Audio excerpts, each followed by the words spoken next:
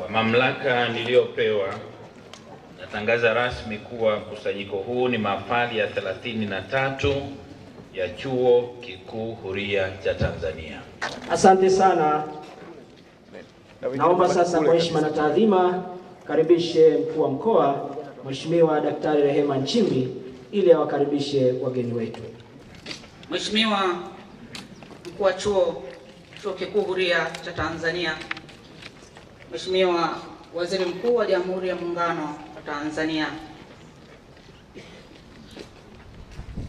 kwa heshima kubwa sana ninawakaribisha wote hapa Singida, nyumbani kwa Chuo Kikuu Huria cha Tanzania.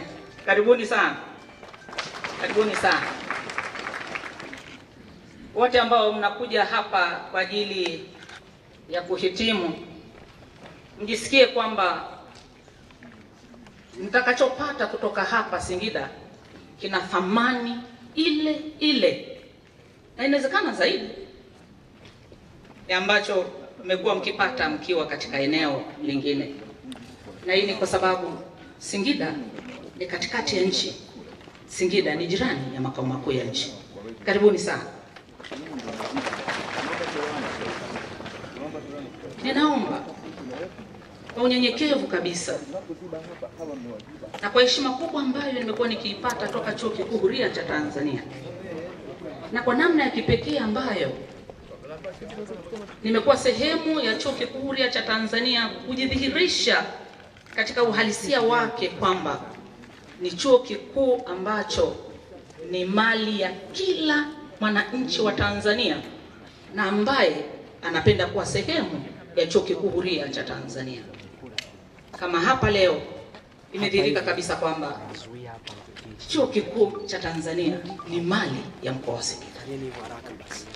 Na kwa dhamana ya Chuo Kikuu Huria cha Tanzania kwamba iweze elimu ifikie kila mmoja ambaye kwa wakati fulani alionekana kwamba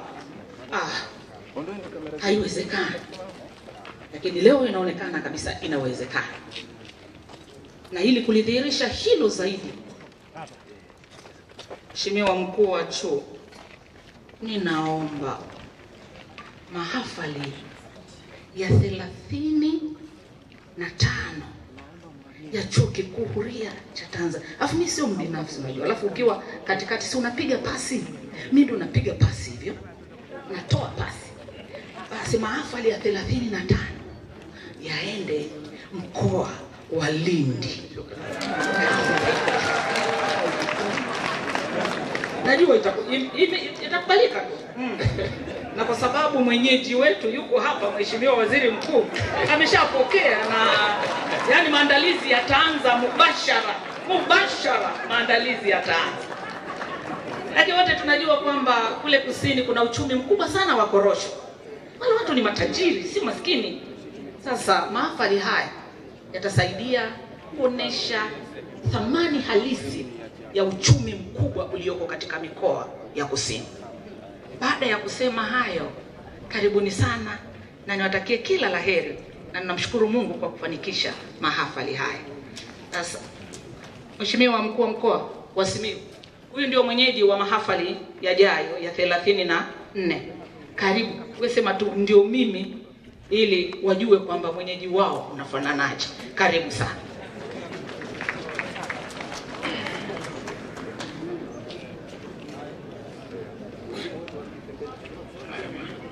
Mheshimiwa mgeni rasmi, Mheshimiwa Waziri Mkuu wa Jamhuri ya Muungano wa Tanzania Majaliwa Kassim Majaliwa, Mheshimiwa mkuu wa chuo, Waziri Mkuu mstaafu Mheshimiwa Mizengo Kayanza Peter Pinda, Mheshimiwa waziri wetu wa elimu na viongozi wote, habari za asubuhi. Mheshimiwa mgeni rasmi na ndugu wahitimu, mimi kama nilivyotambulishwa naitwa Anthony Mtaka, ni mkuu wa mkoa wa Simiyu. Mheshimiwa mkuu wa chuo, nilipata nafasi ya kuonana na makamu mkuu wa chuo Profesa Bisanda ofisini kwangu mwaka huu.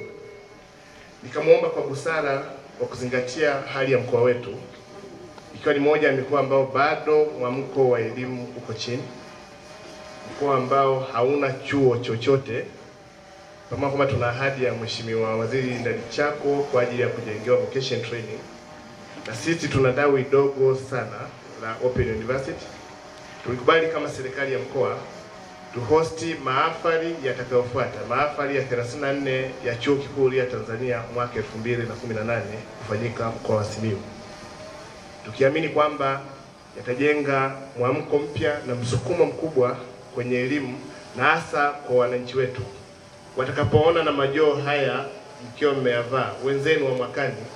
Naamini kwamba Open University lakini pia na taasisi zetu za elimu ya juu Tanzania zitapata mwamko wa wanafunzi wapya wengi. Mheshimiwa Mkuu wa Chuo na Mheshimiwa Waziri Mkuu, naamini kwamba ombi langu halijabatilishwa kwenye mamlaka yako ya Chuo Kikuu Huria Tanzania. Nashukuru sana.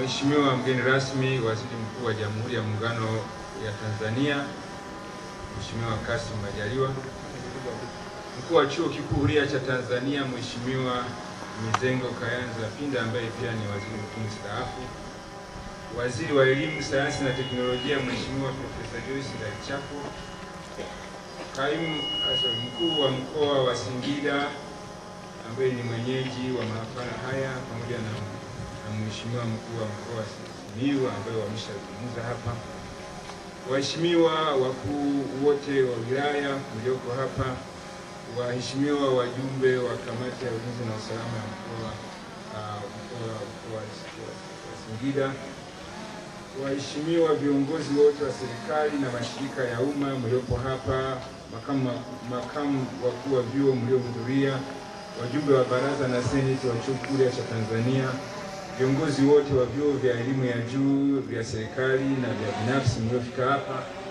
manaibu makamu wakuu wa chuo, wageni waalikwa, wanajumuiya wa Chuo Kikuu Huria cha Tanzania, wahitimu wa Chuo Kikuu Huria cha Tanzania wa mwaka huu na wale walioshapita, wawakilishi wa vyombo vya usalama, viongozi wa serikali za wanafunzi, wakazi wa mkoa wa Singida mlioko hapa, waheshimiwa wageni waalikwa, mabibi na mabwana. Asalamu alaykum. Msifu Yesu Kristo. Bwana asifiwe. Nianze kwa kuwakaribisheni tena nyote katika mahafali yetu ya 33 ya Chuo Kikuu Huria cha Tanzania. Katika historia ya Chuo Kikuu Huria cha Tanzania, leo ni siku nyingine ya muhimu kwetu sisi, kwani tunafungua ukurasa mwingine mpya. Mimi binafsi pamoja na jumuiya yote ya chuo kikuu hiki, ni ukurasa uliojaa furaha na shukrani kwa kupata heshima ya kuwa nawe Mheshimiwa Waziri Mkuu wetu kwenye mahafali haya. Mheshimiwa Waziri Mkuu, kukubali kwako kuwa mgeni rasmi katika mahafali haya ni uthibitisho tosha ambao serikali yetu imeipa sekta ya elimu ya juu, na hasa hii inayotolewa kwa mfumo wa elimu huria na masafa kupitia Chuo Kikuu Huria cha Tanzania.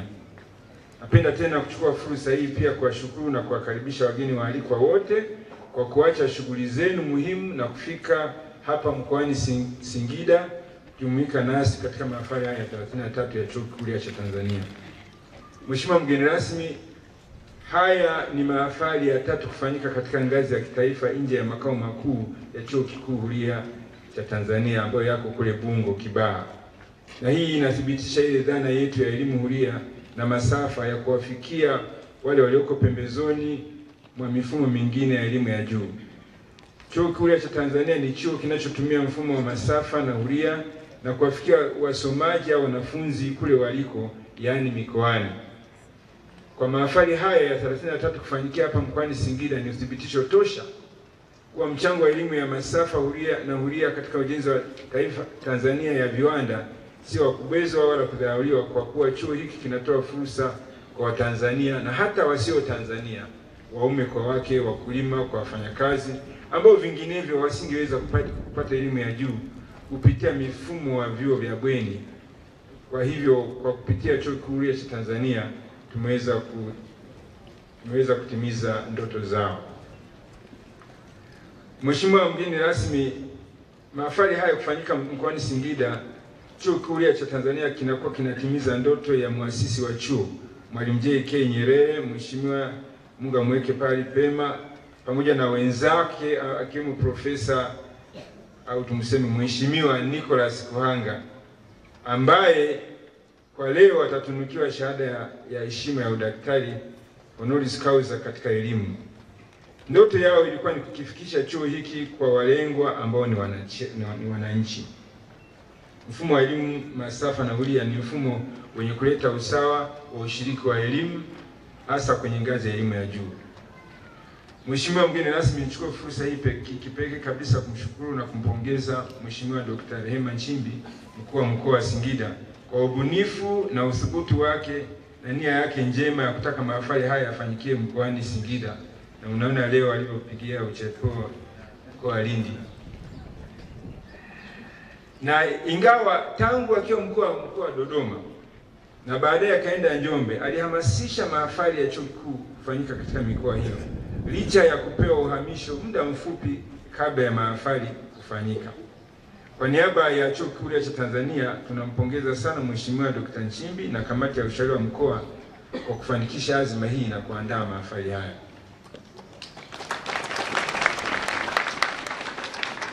Mheshimiwa mgeni rasmi, katika mahafali haya wapo watu wengi mashuhuri ambao watatunikiwa shahada mbalimbali. Ninaomba niweze kutaja wawili tu ambao naamini kwamba nafasi yao ni ya muhimu sana katika mahafali ya leo, ingawa mmoja yupo na mmoja hayupo. Wa kwanza ni dada yetu Mheshimiwa Mary Benjamin Mbawala, ambaye ni mke wa Mheshimiwa Kassim Majaliwa, waziri mkuu na mgeni wetu rasmi. Naamini hiyo ndio sababu waziri mkuu asingekosa haya mahafali.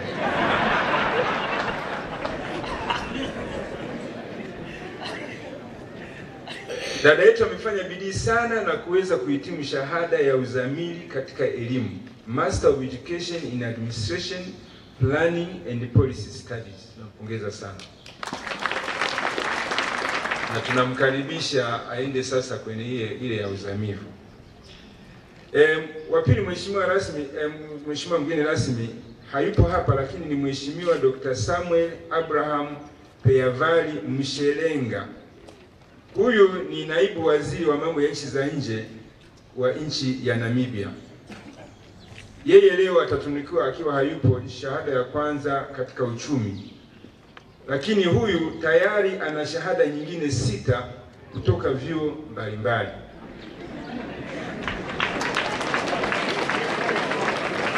Shahada yake ya kwanza ni Bachelor of Arts katika History na Political Science kutoka University of Namibia mwaka 95. Pili, ana shahada ya Baccalaureus Juris ya University of Namibia 2011. Ana Bachelor of Arts in International Politics kutoka UNISA mwaka 97. Ana Master of Arts katika Foreign Policy kutoka UNISA 2009. Ana shahada ya Bachelor of Laws ya University of Namibia 2014. Ana doctorate au PhD katika Literature na Philosophy kutoka UNISA. Na hivi sasa ameshawasilisha andiko lake na anasubiri kudefend thesis ya Master of Laws in International Law ya University of Namibia wakati wowote. Majuzi alinipigia simu akionyesha nia ya kutaka kusomea shahada ya kwanza ya elimu ya walimu ya Chuo Kikuu cha Tanzania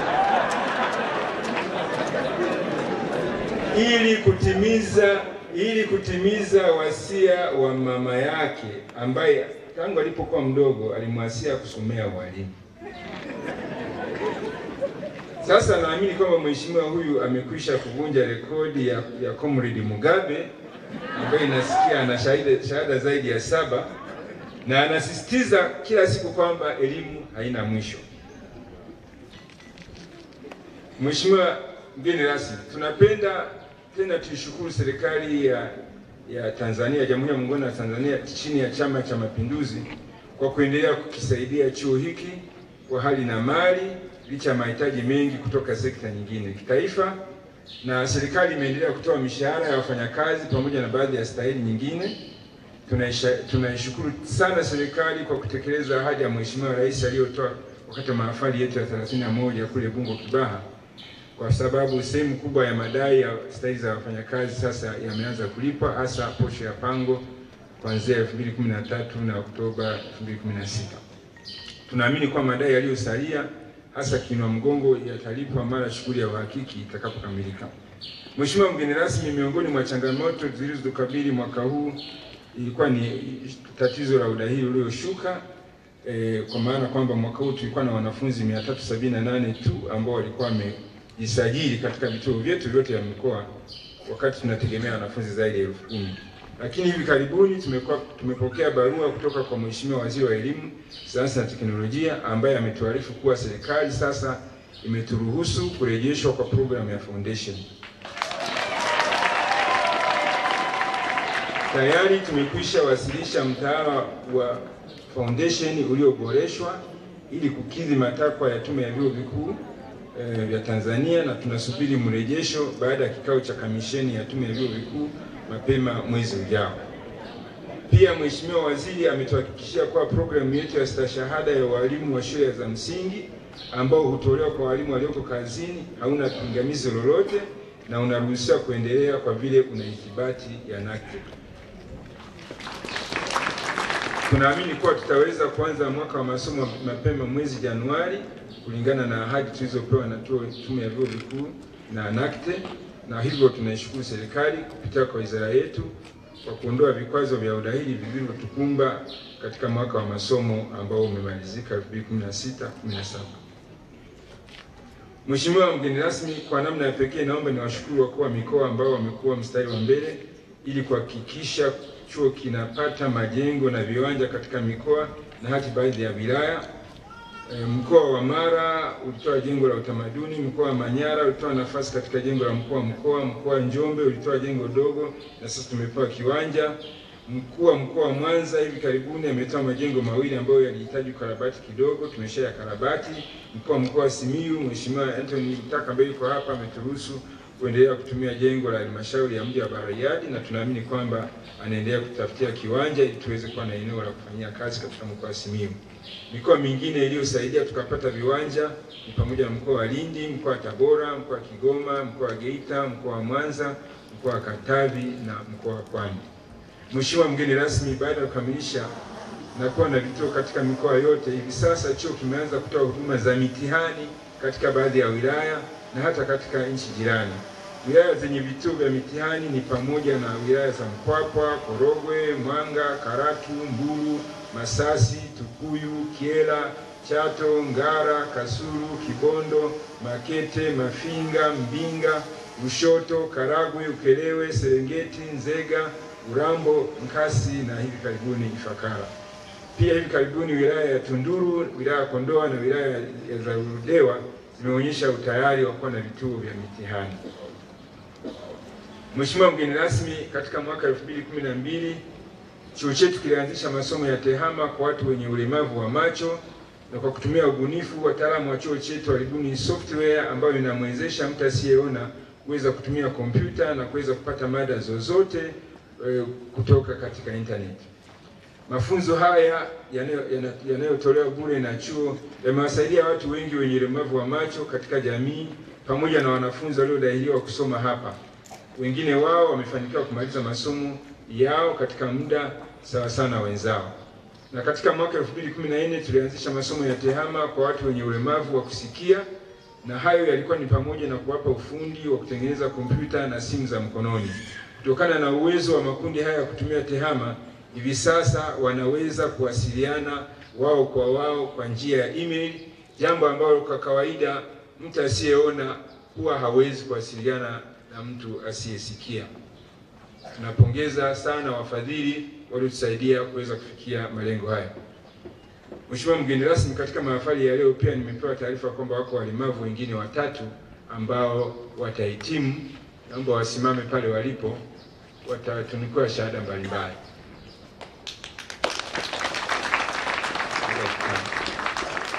Mheshimiwa mgeni rasmi, sasa naomba nikupe taarifa fupi ya mahafali ya leo. Mahafali hii inajumuisha wahitimu kutoka mikoa yote ya Tanzania bara, visiwa vya Pemba na Unguja, na kutoka nchi jirani za Kenya, Rwanda, Zambia, Namibia, Swaziland, Ghana na Libya. Wahitimu 14 watatunukiwa shahada za uzamivu, yani Doctor of Philosophy.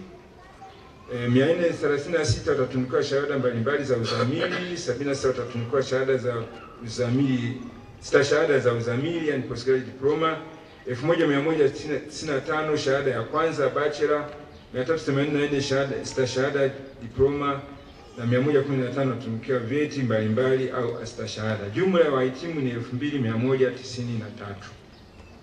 Hadi sasa tangu chuo kianze, idadi ya wanachuo waliokwisha hitimu ilikuwa imefikia 36,791. Baada ya mahafali haya, idadi hii itakuwa imefikia 38,984. Hii si idadi ndogo na inadhihirisha mchango ambao chuo hiki kimetoa katika kukuza rasilimali watu katika nchi yetu, hasa katika maeneo ya vijijini. Mheshimiwa mgeni rasmi, nimalizie hotuba yangu kwa kuwashukuru kwanza Mheshimiwa Rais wa Jamhuri ya Muungano wa Tanzania Dr. John Joseph Pombe Magufuli kwa ahadi zake wakati ule wa mahafali ya 31 ambazo zimeanza kutekelezwa na kuendelea kufuatilia kwa karibu maendeleo ya chuo chetu. Tunamwahidi kufanya kazi kwa bidii na kutekeleza kwa nguvu zetu zote maagizo yake na dhana yake hapa ni kazi tu. Kwa namna ya pekee ninashukuru mkuu wa chuo chetu Mheshimiwa Mizengo Kayanza Peter Pinda, waziri mkuu mstaafu katika awamu ya 4 kwa kuwa karibu sana na chuo chetu tangu alipoteuliwa, na tunaamini ya kwamba ataendelea kutupatia msaada kwa sababu ya uzoefu wake katika dhana ya ushirikiano wa kimataifa. Mheshimiwa mgeni rasmi, naomba tu kutoa taarifa ya kwamba mwenyekiti wa baraza ambaye alimaliza muda wake Profesa Wangwe bado tunasubiri uteuzi wa mbadala wake, na tunaamini ya kwamba jambo hili limeshafika kwenye ngazi za juu. Muda wowote tutapata mwenyekiti ili tuweze kuendelea na kusimamiwa vizuri na baraza la chuo. Tunaamini ya kwamba baraza lilishapangwa litakuwa tayari kuanza vikao vya baraza mara tu mwenyekiti atakapoteuliwa. Mwisho napenda nimshukuru sana Mheshimiwa Dr. Nchimbi na kamati ya ulinzi na usalama ya mkoa, wakuu wa wilaya akiwemo Mr. Tarimo ambaye alikuwa mwalimu katika chuo chetu kabla ya kuteuliwa kuwa mkuu wa wilaya kule Kilosa miaka kadhaa iliyopita, kwa kuandaa mahafali haya kwa ufanisi wa hali ya juu. Tuwapigie makofi. Tunawapongeza wote na kuwashukuru hasa wenyeji wetu hapa tulipo Kanisa Katoliki kwa kuonyesha ushirikiano mkubwa na mkuu wa mkoa pamoja na chuo chetu na kuubeba mkoa wa Singida siku hii ya leo. Baada ya mahafali haya kufanikiwa, sasa ninamruhusu Mheshimiwa Rais akipenda aweze kumhamisha Dr. Nchimbi mahali popote anapokaa.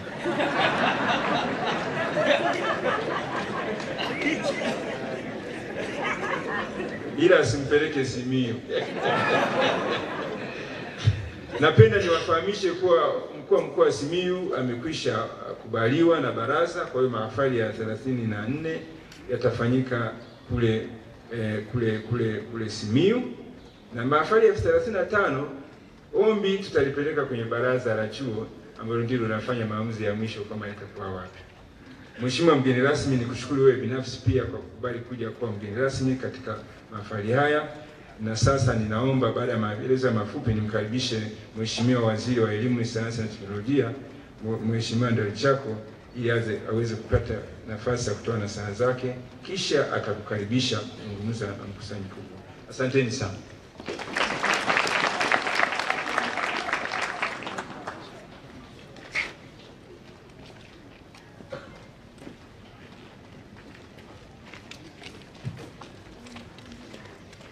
Mheshimiwa Kassim Majaliwa, Waziri Mkuu wa Jamhuri ya Muungano wa Tanzania, Mheshimiwa Mizengo Kayanza Peter Pinda, Mkuu wa Chuo Kikuu Huria cha Tanzania na Waziri Mkuu mstaafu wa awamu ya 4, Mheshimiwa Dr. Rehema Nchimbi, Mkuu wa Mkoa wa Simiyu, Mheshimiwa Dr. Anthony Mataka, Mkuu wa Mkoa Mheshimiwa Rehema Nchimbi, Mkuu wa Mkoa wa Singida, Mheshimiwa Anthony Mataka, Mkuu wa Mkoa wa Simiyu, nadhani nimeshamhamisha kabla ya wakati.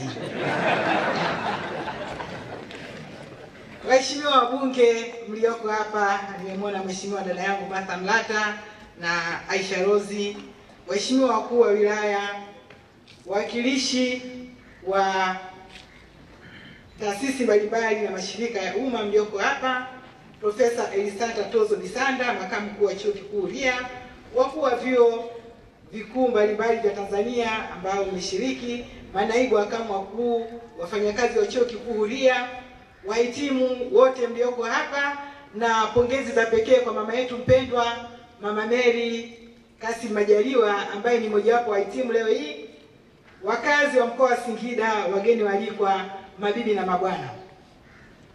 Mheshimiwa Waziri Mkuu, kwa heshima kubwa napenda kukukaribisha katika mahafali hii ya 33 ya Chuo Kikuu Huria Tanzania.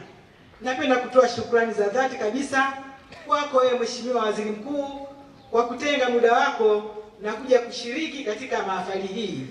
Tunafahamu wingi wa majukumu yako, na jana tu tumekuona ukiwa katika heka pale bandarini, lakini baada ya hapo uliweza kuja hapa. Tunafarijika kuona kwamba umekuwa ukitekeleza majukumu yako kwa umahiri wa hali ya juu na uzalendo mkubwa sana. Na hakika tunafarijika kwamba pamoja na utendaji wako kazi uliotukuka, lakini bado umeweza kutenga muda wa kuja kuungana nasi katika sherehe hizi. Tunasema asante sana Mheshimiwa Waziri Mkuu. Lakini pia Mheshimiwa Waziri Mkuu, tunakushukuru kwa sababu wewe ukiwa kama mwalimu umekuwa mstari wa mbele katika kutunga mkono kwenye sekta ya elimu. Mara nyingi katika mialiko yetu kwenye sekta ya elimu, kwa namna yote ile, sidhani kama kuna mwaliko ambao tumekupa ukashindwa kufika. Lakini pia tunapohitaji msaada wako wote, tunapohitaji ushauri wote kwenye sekta ya elimu, Mheshimiwa Waziri Mkuu, uko tayari kutusikiliza wakati wote. Hakika tunakushukuru sana na tunakuombea Mwenyezi Mungu aendelee kukupa afya njema ili Watanzania na sisi sekta ya elimu tuendelee kunufaika na utumishi wako uliotukuka. Mheshimiwa mgeni rasmi, napenda pia kumshukuru kwa dhati mkuu wa chuo hiki Mheshimiwa Mizengo Kayanza Peter Pinda, Waziri Mkuu mstaafu wa Jamhuri ya Muungano wa Tanzania na baba yangu mpendwa kabisa. Napenda pia kulipongeza baraza la chuo kikuu la Senate na management nzima ya chuo kwa kuandaa na kufanikisha mahafali hii katika hivi viwanja ambapo hata mandhari yenyewe kwa kweli inapendeza sana.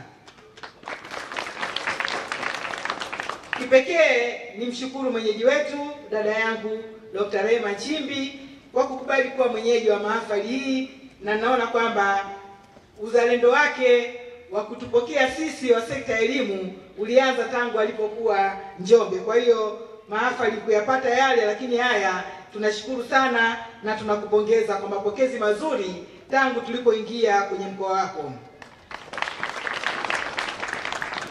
Mheshimiwa Waziri Mkuu, mgeni wetu rasmi, sote tunatambua na kuthamini mchango wa Chuo Kikuu Huria katika kipindi cha miaka 25 ya uhai wake kwenye ukuzaji na ushiriki wa wananchi katika elimu ya juu hapa nchini.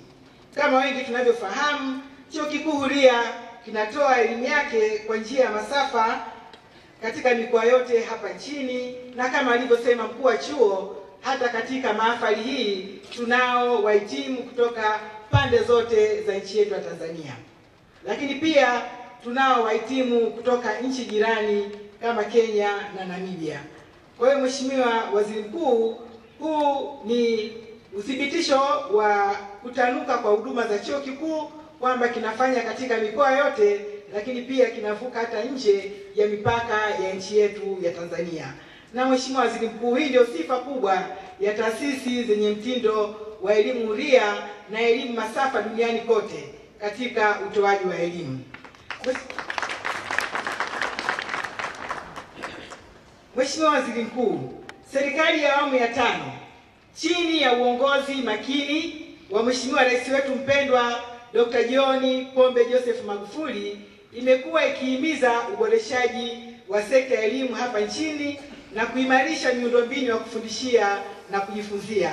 Na kama nilivyosema, wewe ukiwa msimamizi mkuu wa serikali, hakika umekuwa ukitusimamia vizuri katika kuhakikisha kwamba tunafanikisha hilo. Na hii ni kutokana na kwamba serikali ya awamu ya 5 inatambua kuwa huwezi kuwa na maendeleo katika nchi kama kuna wataalamu ambao wamebobea katika fani ambazo ni za kimkakati katika maendeleo ya nchi. Mheshimiwa Waziri Mkuu, mahafali hii kama ilivyoelezwa ina wahitimu jumla 2219 wa afya shahada, stashahada, shahada na shahada za uzamili na uzamivu ambao baada ya kuhitimu mafunzo yao wako tayari, Mheshimiwa Waziri Mkuu, kuungana na serikali ambayo wewe unaisimamia kwa umahiri mkubwa katika kuongeza tija katika kulitumikia taifa, lakini pia katika kuongeza tija kwenye sekta binafsi, kwa sababu wapo ambao wataenda kufanya kazi kwenye sekta binafsi. Kwa hiyo tunapongeza sana walimu na wote ambao walishiriki katika kuandaa wahitimu hawa ambao hakika wanakwenda kuimarisha utendaji katika nchi yetu. Lakini kwa namna ya pekee niwapongeze sana wahitimu wote ambao mmeweza kukamilisha masomo yenu, kwa sababu kusoma katika mfumo wa huria au kusoma kwa masafa inahitaji nidhamu ya hali ya juu, tofauti na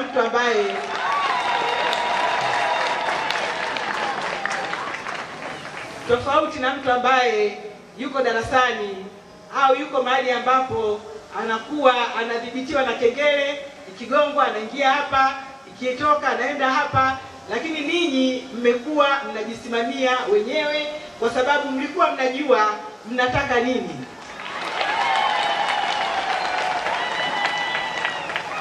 Kwa hiyo nawaomba ile hali yenu iliyowatuma mpaka mkaweza kuendelea na utumishi, mkaweza kuendelea na shughuli nyingine, lakini mkawa mnatenga muda wa masomo, basi hizo shahada au astashahada mtakazotunukiwa mkazitumie kwa malengo ambayo mliyakusudia. Lakini mimi naamini lengo kubwa ilikuwa ni kuongeza tija katika chochote kile ambacho unakifanya, na tunaomba katika huko mnakokwenda mkawe mabalozi wazuri ili tija mlioiongeza iweze kuonekana katika mambo ambayo mtakuwa mnayafanya. Mheshimiwa mgeni rasmi, sera yetu ya elimu inatambua umuhimu wa elimu huria na masafa kuwa inatoa wigo mpana, kwa kuwa watu wengi wanaweza kupata elimu ya juu huku wakiendelea na kazi zao. Kwa hiyo ile kauli mbiu yetu ya serikali ya awamu ya 5 ya hapa kazi tu inaweza kutekelezwa vizuri, kwamba unafanya kazi lakini baada ya kazi au katika muda ambao mwenyewe unakuwa umejitengea unakuwa pia unapata elimu. Na Mheshimiwa Waziri Mkuu, hii elimu masafa na elimu huria imekuwa kimbilio kwa watumishi wa umma ambao wengine kutokana na majukumu yao inakuwa si rahisi kuchukua likizo ya miaka 3 waende shuleni. Kwa hiyo wamekuwa wakisoma huku wakiendelea na kazi. Hivyo wamekuwa wakitumia elimu ya masafa kujiendeleza katika ngazi mbalimbali bila kulazimika kuacha majukumu yao. Mheshimiwa Waziri Mkuu, napenda kukuhakikishia kwamba tutaendelea kuimarisha TEHAMA ambayo ni mojawapo ya nyenzo muhimu katika utoaji wa elimu masafa. Hivyo serikali kupitia wizara yangu itahakikisha kwamba tunaimarisha miundombinu ya TEHAMA katika Chuo Kikuu Huria ili iweze kuwafikia watu wengi zaidi ndani na nje ya mipaka yetu. Lakini Mheshimiwa Waziri Mkuu, kazi ambayo serikali ya awamu ya 5 imeanza kuifanya na ambayo wewe ndio msimamizi mkuu unaisimamia kwa dhati kabisa, ya kuimarisha miundombinu katika sekta ya elimu kuanzia elimu ya awali mpaka vyuo vyetu vikuu, nayo tutaendelea kuifanya. Tutahakikisha kwamba vyuo vyetu vya elimu ya juu vinakuwa ni vyuo vya mfano. Tutahakikisha kwamba vyuo ambavyo vinatoa mafunzo ya uhandisi na teknolojia vinakuwa na maabara za kisasa kabisa ambazo zinaendana na teknolojia na mahitaji ya sasa. Lakini Mheshimiwa Waziri Mkuu, kwa kutambua kazi ambayo uliifanya kwa umahiri mkubwa wakati ulipokuwa naibu waziri anayeshughulikia masuala ya elimu kule, ambapo uliweza kusimamia ujenzi wa shule nyingi za sekondari ambazo sasa zinaleta watu wengi ambao wanahitaji kwenda elimu ya juu, tutahakikisha pia kwamba tunaendelea kufanya upanuzi kwenye taasisi zetu za elimu ya juu ili ziweze kuwachukua wahitimu wengi zaidi.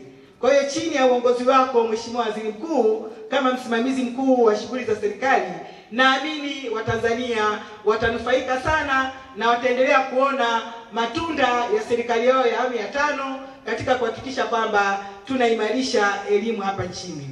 Mheshimiwa Waziri Mkuu, baada ya kusema hayo machache, sasa ninaomba nitumie fursa hii ili nikukaribishe Mheshimiwa Waziri Mkuu uzungumze na wahitimu pamoja na jumuiya nzima ya Chuo Kikuu Huria pamoja na wakazi wa Singida ambao wamejitokeza katika kushiriki kuhudhuria mahafali hii ya Chuo Kikuu Huria.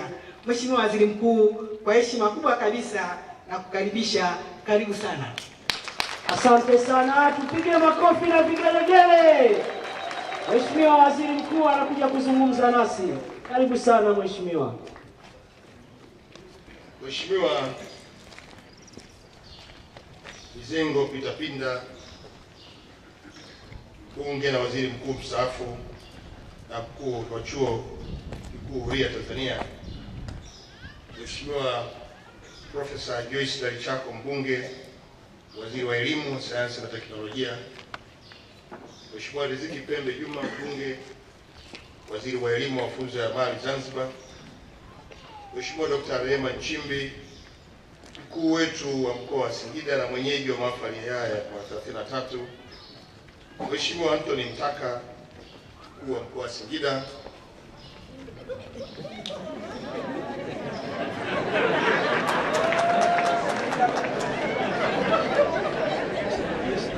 hili chapuo hili linaonekana litakuwa kali sana. Mheshimiwa Anthony Mtaka, mkuu wa mkoa wa Simiyu, mwenyeji mtarajiwa wa mahafali ya 34, Profesa Emmanuel Mbena, kaimu mwenyekiti wa Baraza la Chuo Kikuu Huria Tanzania, Profesa Elifas Tozo Bisanda, makamu mkuu wa Chuo Kikuu Huria cha Tanzania, makamu wakuu wa vyuo vikuu vyote walioko hapa, wahadhiri mbalimbali wa vyuo vikuu nchini, Mheshimiwa balozi wa nchi za nje ambao mlioko leo, Mheshimiwa wabunge wenzangu mlioko hapa, natambua uwepo Mheshimiwa wabunge wa mkoa wa Singida, Mheshimiwa wakuu wa mikoa na wakuu wa wilaya ambao mmehudhuria kwenye dhifa hii ya leo, viongozi wote wa serikali, mashirika ya umma na taasisi binafsi, wajumbe wa baraza la Senate ya Chuo Kikuu Huria cha Tanzania, viongozi wa vyuo vyote vya elimu ya juu ambao mko hapa, naibu makamu wakuu, pamoja na wanajumuiya wa Chuo Kikuu Huria cha Tanzania, wahitimu wa Chuo Kikuu Huria cha Tanzania wa mwaka 2017 mlioko hapa, wageni waalikwa, wananchi wote wa mkoa wa Singida na nchi nzima mliokuja kushuhudia tukio hili, wawakilishi wa vyombo vya usalama, natambua uwepo wa vyombo vya habari, mabibi na mabwana, asalamu alaykum. Bwana asifiwe. Amen. Tumsifu Yesu Kristo. Amen. Mheshimiwa mkuu wa chuo, kwanza nitumie nafasi hii kumshukuru Mwenyezi Mungu, ikiwa naamini kwamba kauli hii tutaungana sote kwamba mahafali hii tumekuja washiriki kutoka maeneo yote nchini. Tumesafiri, tumelala njiani na tumefika salama. Ametujalia kuwa na afya njema iliyotuwezesha asubuhi hii kukutana hapa tukiwa salama. Lakini pia nitumie nafasi hii kukupongeza sana wewe binafsi, mzee wangu, Mheshimiwa Waziri Mkuu mstaafu, pamoja na mwenyekiti wa baraza, makamu mkuu wa chuo, wajumbe wa baraza la chuo, Senate, management, wafanyakazi na wanafunzi wote kwa kufanikisha maandalizi ya mahafali haya 33 ya Chuo Kikuu Huria cha Tanzania na kukubali pia yaweze kufanyika hapa mkoani Singida. Kipekee ni wapongeze sana wahitimu wote ambao mkuu wa chuo leo hii atawatunuku kwa vyeti, stashahada na shahada mbalimbali kwenye mahafali haya. Nami niungane pia kwa kuwapongeza wahitimu wale wawili ambao wamekuja katika hili makamu mkuu wa chuo cha Moto nimekipata. Maana shule ilipokuwa inabana tulikuwa tuelewani, hatuonani, hatusikilizani. Naamini sasa tuko pamoja. Lakini nami nikiwa sehemu yenu natambua sana umuhimu wa masomo, na hasa masomo kwa mfumo huu ambao unalazimika mwache shughuli zenu na kuingia kwenye masomo. Hata hivyo mmeweza kukamilisha masomo yenu vizuri sana kwa ustadi mkubwa, na leo mko kwenye orodha ya wanaotunukiwa vyeti. Hongera sana wote kwa ujumla wenu. Kwa maana hiyo napenda tumie nafasi hii pia ya awali niwakumbushe kwamba leo ni tuzo ya awali muhimu na halali kwa juhudi na jitihada mlizoonyesha mkiwa darasani. Baada ya hapa, jamii inategemea mtaipata tuzo ya pili ya utendaji wenu bora kwa ufanisi katika fani zenu kulingana na viwango vya taaluma mlioipata. Ninawaomba sana mkadhihirishe tuzo hii ya pili kwa utendaji wenu na maisha yenu yote ya kila siku, iwe ni katika sekta rasmi au sekta isiyokuwa rasmi. Jamii inawategemea kupata mchango wenu wa taaluma yenu. Mheshimiwa Mkuu wa Chuo, napenda pia nitumie nafasi hii kuungana na Mheshimiwa Waziri wa Elimu, Sayansi na Teknolojia, Profesa Ndalichako, kwa kumpongeza sana mzee wetu Balozi Nicholas Kuhanga ambaye leo hii atatunukiwa shahada ya heshima ya uzamivu katika elimu, yani Doctor of Education. Wakati akitunukiwa shahada ya heshima ya falsafa ya uzamivu, Doctorate of Letters, kwenye mahafali ya kwanza Chuo Kikuu Huria cha Tanzania tarehe 5 mwezi Machi mwaka 1999, na Mwalimu Nyerere pia alitoa kauli, nami naomba ninukuu: ninapenda kuwashukuru wote mliofanikisha mradi huu wa elimu ya juu. Kama kumbukumbu zangu ni sahihi, wazo la kuanzisha Chuo Kikuu Huria hapa Tanzania lilibuniwa zaidi ya miaka 20 iliyopita. Tulimtuma ndugu Nicholas Kuhanga, wakati huo alikuwa balozi Uingereza, ili angalie mambo haya tungeliweza kujifunza kutoka kwenye uzoefu wa Uingereza katika kuanzisha na kuendesha Chuo Kikuu Huria. Kwa bahati mbaya, kutokana na matatizo ya miaka ya mwisho ya 70 na muongo mzima uliopotea, kwa miaka 80 wazo hili lilisitishwa. Haishangazi kuwa lilipofufuliwa tena, serikali ilimwagiza tena ndugu Kuhanga aongoze kamati ambayo hatimaye ilipendekezwa kuanzishwa kwa Chuo Kikuu hiki Huria. Kwa hivi ninapenda kumshukuru ndugu Kuhanga na wajumbe wote wa kamati yake, serikali kwa ujumla, na wengine wote ndani na nje ya serikali. Ninaishukuru serikali kwa kuwawezesha watu wazima wengi waweze kuendelea na elimu ya juu pasipo kuacha kazi zao. Kwa nchi maskini kama Tanzania, hakuna taasisi nyingine ya elimu ya juu inayoweza kuwa ya msaada zaidi kwa watu wote, kwa watu wetu. Mwisho wa kunukuu. Kwa kuzingatia maneno haya ya busara yaliyotolewa na baba yetu wa taifa, napenda pia kuwashukuru viongozi wote wa Chuo Kikuu Huria cha Tanzania kwa kumwenzi baba wa taifa, kwa kutambua mchango mkubwa wa Balozi Nicholas Kuhanga kama mmoja wa wasomi wazalendo walioshirikiana na baba wa taifa katika kuijenga nchi yetu, katika kujenga mfumo imara wa elimu na mafunzo. Ni matumaini yangu kuwa uongozi wa Chuo Kikuu Huria Tanzania utajitahidi siku zote kuhakikisha kuwa dira ya utendaji wake inaakisi maono ya baba wa taifa Mwalimu Nyerere yanayohusu Chuo Kikuu hiki Huria. Lengo ni kuwezesha taasisi ya elimu ya juu iwe ya kutegemewa na msaada mkubwa kwa wananchi wengi na watoto wetu, hasa wale wanaoishi vijijini na wenye kipato kidogo. Mheshimiwa Mkuu wa Chuo, niendelee kutoa shukrani, na napenda kutumia nafasi hii kuwashukuru sana kwa heshima kipekee mlionipatia kwa kuniteua kuwa mgeni rasmi wa mahafali haya ya 33. Natambua mahafali haya ilishaandikiwa barua kutoka mwezi Machi mwaka huu mapema kabisa. Mimi nilikuwa nafanya maandalizi ya kuja huku, kumbe na mama naye anafanya maandalizi ya kuja hapa. Kwa hiyo faraja yangu ni kuona pia kwamba leo kutakuwa na tukio ndani ya familia yangu inayoenda sambamba na tukio hili.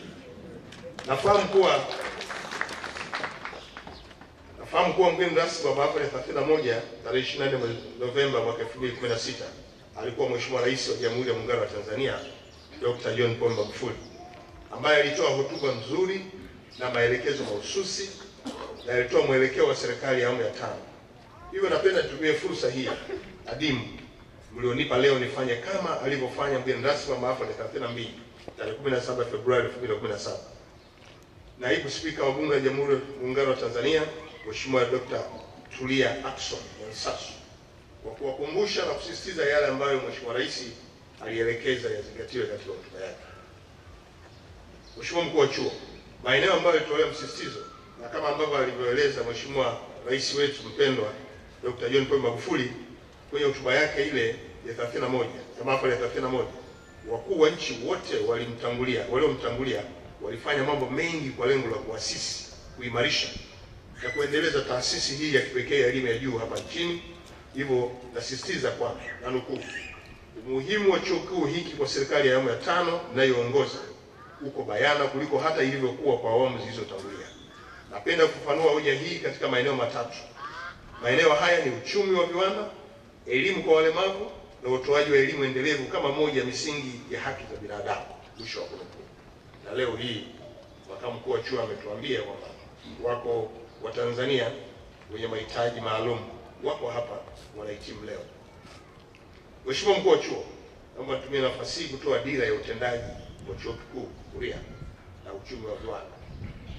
Kwa kuzingatia malengo ya dira ya taifa maendeleo na mwelekeo wa serikali ya awamu ya 5, napenda nisisitize kuwa dira ya utendaji wenu ijikite katika maeneo yaliyoainishwa chini ya mwamvuli wa kauli mbiu ya chuo, elimu bora na manufaa kwa wote. Kwa mfano, kwa mujibu wa takwimu za Benki ya Dunia, kiwango kidogo cha udahili katika elimu ya juu ni sifa ya msingi wa uchumi wa nchi na wa kimaskini. Uchumi wa kati wa viwanda hauwezi kufikiwa au kuwa endelevu pasipokuwa na kiwango cha udahili katika elimu ya juu cha angalau 23%. Hivi sasa kiwango cha Tanzania cha udahili katika elimu ya juu ni 4%. Kiwango hiki ni kidogo hata kuliko nchi inayoendelea na mapambano ndani ya nchi ya Kongo, ambayo licha ya hali ya vita lakini kwa muda mrefu wamefikia angalau 7%. Takwimu zinazoonyesha kwamba karibu nchi zote washiriki katika Jumuiya ya Afrika Mashariki ukiacha Burundi zina viwango vya juu zaidi ya udahili katika elimu ya juu. Kama makamu mkuu wa chuo alivyonukuu takwimu, hata hivyo hii si hoja ya benki kuu pekee. Ni hoja ambayo tunatakiwa tukae, tuzungumze, tuone namna nzuri ya kuongeza udahili kwenye vyuo vikuu vyetu. Mheshimiwa Mkuu wa Chuo, kwa mujibu wa sera ya elimu na mafunzo ya mwaka 2014, mfumo wa elimu na mafunzo umetawaliwa sana na muundo wa kitaaluma wenye dhana ya kuchuja wahitimu kwa kila ngazi ili kupata wachache wenye uwezo mkubwa katika taaluma na watakaosoma hadi kumaliza katika ngazi ya chuo kikuu. Hali hii inatokana na nafasi za elimu na mafunzo ngazi ya juu kuwa chache kadri wanafunzi wanapohitimu kuanzia ngazi ya elimu ya msingi na kuendelea. Kwa uhaba wa nafasi za elimu ya juu na ufinyu wa bajeti ndio unaosababisha hasa kutumia muundo wa kuchuja badala ya ule wa kutoa fursa kulingana na uwezo, vipaji na vipawa. Huu ndio mfumo ambao unahitaji kuhuishwa na mfumo wa elimu ya juu, elimu huria na masafa. Kama alivyoeleza Mheshimiwa Waziri wa Elimu kwamba mazingira, vigezo na masharti ya mchakato huu vimeainishwa katika sera ya elimu ya mafunzo ya mwaka 2014. Naomba ninukuu kipengele hicho cha sera ya elimu kilichoko ukurasa wa 3 mpaka 4 kama ifuatavyo. Serikali imekusudia kuleta mapinduzi ya kiuchumi ili kuibadili Tanzania kuwa nchi ya uchumi wa kati ifikapo mwaka 2025. Sekta ya elimu na mafunzo kwa mujibu wa dira ya maendeleo ya taifa ya mwaka 2025 na mpango wa muda mrefu wa maendeleo ya taifa wa mwaka 2011-12 hadi mwaka 24-25 inatarajiwa kuleta maendeleo ya haraka ya rasilimali watu kwa kutayarisha idadi ya kutosha Watanzania walioelimika na kupenda kujielimisha zaidi ili kulifanya taifa pate maendeleo na kuwa lenye uchumi wa kati na shindani ifikapo mwaka 2025. Ili kufikia lengo hili, mfumo wa elimu na mafunzo unaotumika nchi nzima lazima utoe fursa za kutosha kwa watu kujielimisha. Hali kadhalika, mfumo huu unawajibika kutoa elimu na mafunzo yenye ubora unaokubalika na kutambulika kitaifa, kikanda na kimataifa. Mwisho wa kunukuu.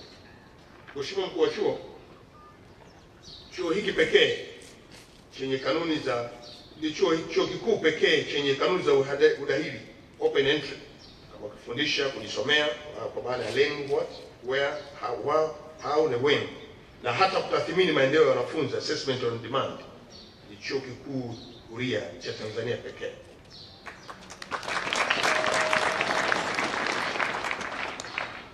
Napenda kuungana na Mheshimiwa Rais kuwaomba mtumie fursa hii yetu kuongeza kiwango cha udahili kwa wananchi wake katika elimu ya juu kwa haraka na kwa kasi itakayotuwezesha kufikia lengo la kuwa nchi ya uchumi wa kati na wa viwango inapofika mwaka 2025. Kwa ushirikiano na Baraza la Elimu la Masafa katika African Council for Distance Education, Tume ya Chuo Kikuu TCU, Baraza la Elimu ya Ufundi NACTE, na hata vyuo vikuu vingine ndani ya nchi na nje ya nchi, ongezeni ubora na panueni wigo wa udahili kwenye programu na hasa zile za sasa na zingine mtakazoziongeza kwenye programu zenu. Aidha, hakikisheni kuwa siku zote mfumo wenu, yani elimu huria na masafa, open and distance learning, unajitanabaisha katika mfumo wa kisasa na mahiri katika kutoa elimu na mafunzo yenye ubora utakaokubalika na kutambulika kitaifa, kikanda na kimataifa. Mheshimiwa Mkuu wa Chuo, swala la uanzishaji wa dawati maalum la elimu huria na masafa, kutokana na kutambua umuhimu wa elimu huria na masafa kwa maendeleo ya elimu hapa nchini, serikali inaunga mkono azma ya Wizara ya Elimu, Sayansi na Teknolojia ya kuanzisha dawati maalum kwa ajili ya kuimarisha mfumo wa elimu huria na masafa. Na kupitia hafla hii naagiza dawati hilo kama hilo lianzishwe pia katika Tume ya Vyuo Vikuu TCU. Vile vile na Baraza la Elimu ya Ufundi NACTE, malengo yetu ni kuhakikisha kuwa taratibu zao za ithibati zinazingatia na kukidhi matakwa ya viwango vya mfumo wa elimu huria na masafa. Ninaungana na waziri mwenye dhamana kuagiza kuwa Chuo Kikuu Huria cha Tanzania na Taasisi ya Elimu ya Watu Wazima washirikiane na TCU pamoja na NACTE kwa lengo la kuhakikisha kuwa taratibu za ithibati zinatekeleza azma ya serikali na kama ilivyoainishwa kwenye Sera ya Elimu na Mafunzo ya mwaka 2014, hususani juu ya suala la kuwatambua watu waliopata ujuzi bila kupitia mfumo rasmi wa elimu. Jambo hili ni muhimu sana kwa vile dhima ya elimu ya Sera ya Mafunzo ya mwaka 2014 inasisitiza kama ambavyo naweza kunukuu sasa, kuinua ubora wa elimu na mafunzo na kuweka mifumo na taratibu zitakazowezesha kupata idadi kubwa ya Watanzania walioelimika na wanaopenda kujielimisha zaidi ili waweze kuchangia katika kufikia malengo ya maendeleo ya taifa letu. Mwisho wa kunukuu.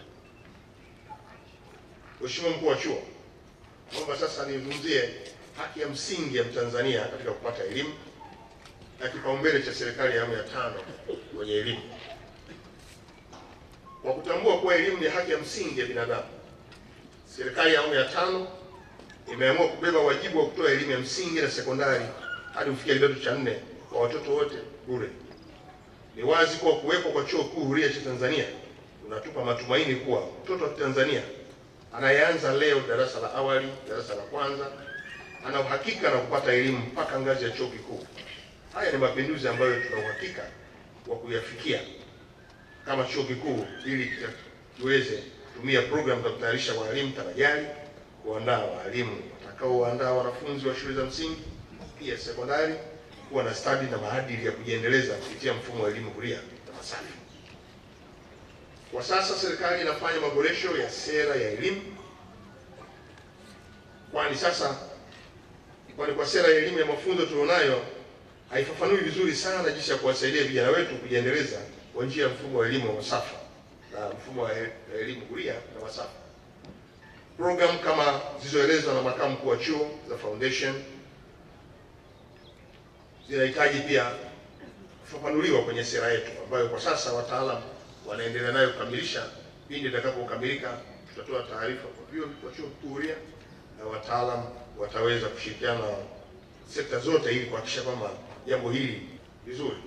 Pamoja na maboresho hayo, ni muhimu pia Chuo Kikuu Huria cha Tanzania kuhakikisha kuwa mfumo wa elimu huria na masafa, yani open and distance learning, unajitabanaisha kwa mfumo wa kisasa na mahiri katika kutoa elimu na mafunzo yenye ubora unaokubalika na kutambulika kitaifa, lakini sio kitaifa pekee, hata kikanda na kimataifa.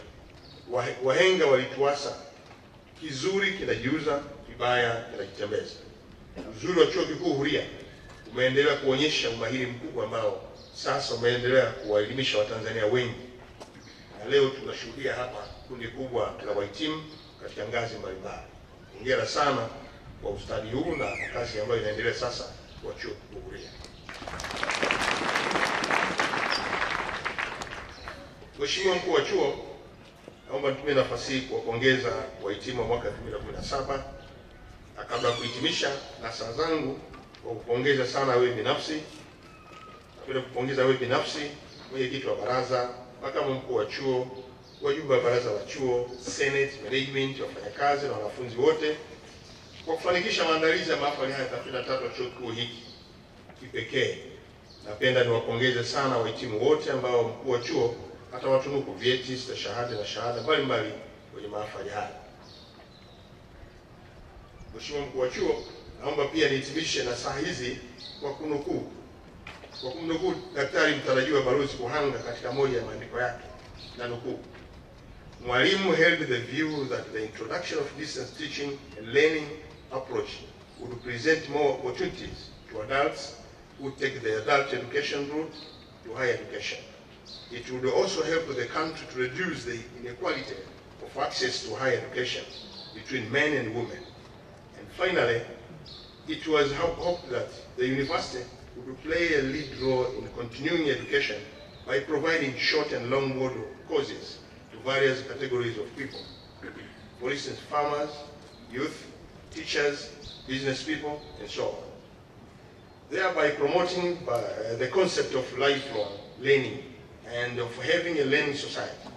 Unfortunately, the university has had a slow growth for the fear that speed growth would usher in the provision of poor quality education. As a result, the university has yet to play a leadership role that was expected from it providing lifelong learning.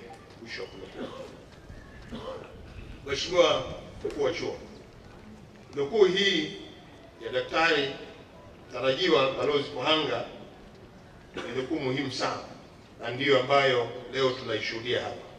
Miongoni mwa wahitimu walioko hapa, wengi ni watu ambao wanafanya kazi kwenye sekta tofauti, kama ambavyo wamefafanua: kilimo, wafanyabiashara, na wengine wako pia hata kwenye maofisi wanaotaka kupandisha viwango vyao vya elimu. Mafanikio makubwa sana tuliyofikia nchini, kwamba tumeona watu wengi wanajiunga kwenye vyuo vikuu, kama ambavyo pia makamu mkuu wa chuo ameonyesha kwamba usajili sasa umepungua kutokana na masharti mbalimbali, na kama ambavyo nimeeleza kwamba sasa tunafanya mapitio ya sera ili tuweze kuimarisha maeneo haya na udahili au kutoa nafasi nyingi za wanaotaka kujisomea kupitia programu za chuo kikuu huria ili waweze kupata nafasi. Kwa hiyo kauli ya Daktari mtarajiwa Balozi Kuhanga inaweza kufikia mahali sasa tunatekeleza sisi wenyewe kama chuo kikuu huria. Mheshimiwa Mkuu wa Chuo, nina hakika kabisa kuwa maelekezo yaliyotolewa na serikali kupitia waziri mwenye dhamana ya elimu, sayansi na teknolojia pamoja na uongozi wa chuo yatazingatiwa ili kuhakikisha kuwa ongezeko la wanafunzi wanaodahiliwa haliathiri ubora wa wahitimu kutoka chuo kikuu hiki. Tunajivunia sana wahitimu wote wa leo na hata waliohitimu siku za nyuma kwa umahiri ambao umedhihirika katika nyanja mbalimbali ambazo wamerudi kulitumikia taifa. Nimeguswa sana na mfano uliotolewa na makamu mkuu wa chuo juu ya mhadhiri wa chuo kikuu cha Sokoine Dr. Mgode, ambaye aliingia kusomea kozi ya foundation kisha shahada ya kwanza na sasa ni bingwa wa kitengo cha kufundisha panya kubaini mabomu pale SUA. Nilianza kuwataja wahitimu wa namna hiyo waliobobea katika maeneo mbalimbali. Nataka nikuhakikishie mkuu wa chuo kwamba baada hili naiombea sana hiyo timu itakayokaa, hiyo management, hiyo senate itakayofanya mapitio ya mahafali ya 35 iamue kama ilivyopigiwa debe na kama ambavyo na mimi napigia debe vile.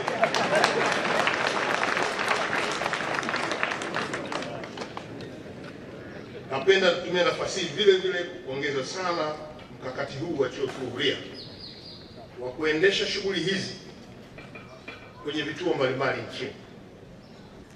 Mahafali iliyotangulia ilikuwa Njombe, leo tuko Singida, kesho tutakuwa Simiyu na baadaye Lindi.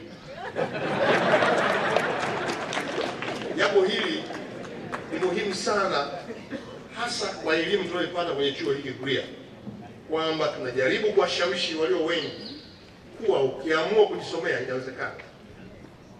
Leo umma huu huko hapa Singida, wana Singida wanajifunza mengi, na kwa hiyo ni rahisi kushawishika kuingia kwenye programu hii, kwa sababu kila mmoja atakuwa anaeleza historia yake. Mwingine anafanya biashara, mwingine mwalimu tu. Tena walikuwa wanamshuhudia hapa siku 3, 4, 5 zilizopita, hawakujua na leo wanamwona amevaa joho. Inahamasisha kwa twende mikoani tukawaite na wengine, na nyie mnafanya kazi kubwa ya kuelimisha Watanzania kwamba elimu hii inawezekana kila mmoja kuipata kwa mfumo huu ambao leo tunakuja nao. Mkoani Lindi kule kuna mikoa ya Lindi, Mtwara na Ruvuma iliyoko jirani. Historia ya kielimu kule wote tunajua. Kwa hiyo ujio wenu utasaidia pia kuamsha hali ya kupata elimu.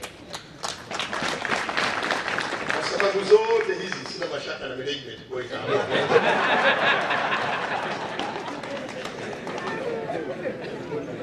Nirudie tena kuwapongeza tutakaotunukiwa, na mimi nitakuwa hapa nikishuhudia mkija kupata heshima yenu, na kwa kweli niendelee kumpongeza Mheshimiwa Mkuu wa Mkoa wa Singida. Kila anapochomeka huwa panafanikiwa. Alipochomeka Njombe, yeye alikuwa kule Njombe. Alipokuja Singida akasema Singida. Sasa amesema Lindi na mashaka. Ile kwamba unaweza kwenda huko labda. Kwa hiyo tutakie kila laheri, na kauli yako watoto itaweza kudondoka. Naamini wewe ni msomi, unajua umuhimu wa hili, kama vile unajua malengo ya chuo kikuu Huria. Wewe jambo hili naamini litaenda kama lilivyo. Endelea na ubunifu huo. Lakini naamini kuwa mahafali haya changamoto kwa wenyeji wa mkoa wa Singida kama ambavyo nimeeleza. Tutumie fursa hii kupanga kwa kujiunga kwenye vyuo vikuu, na wana Singida mnalisikia, na mimi kwa bahati nzuri nawafahamu sana. Kwa hiyo tuendelee kujiunga na chuo chetu ili tuweze kupata wahitimu wengi, wasomi wengi kwa wingi watakaosaidia nchi hii kuifikisha kwenye azma ya serikali ya awamu ya 5 kuwa na uchumi wa kati tena wa duara. Baada ya kusema haya, basi Mungu ibariki Afrika, Mungu ibariki chuo chetu kikuu Huria, Mungu ibariki Tanzania, na Mungu awabariki wahitimu wote. Asante sana kwa kusikiliza. Asante sana Mheshimiwa Waziri Mkuu.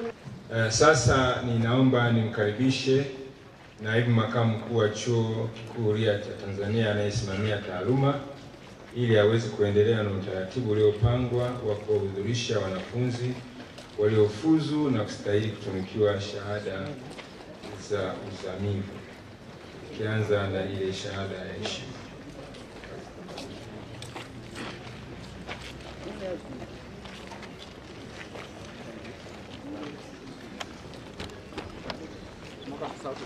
Mheshimiwa Mkuu wa Chuo, katika mwaka 2017 mhitimu mmoja atatunukiwa shahada ya heshima ya udaktari katika elimu, yani Doctor of Education Honoris Causa ya Chuo Kikuu Huria cha Tanzania. Ninayo heshima ya kumkaribisha msomaji wa utambulisho kwa ufupi wa mhitimu anayetunukiwa shahada ya heshima ya udaktari katika elimu.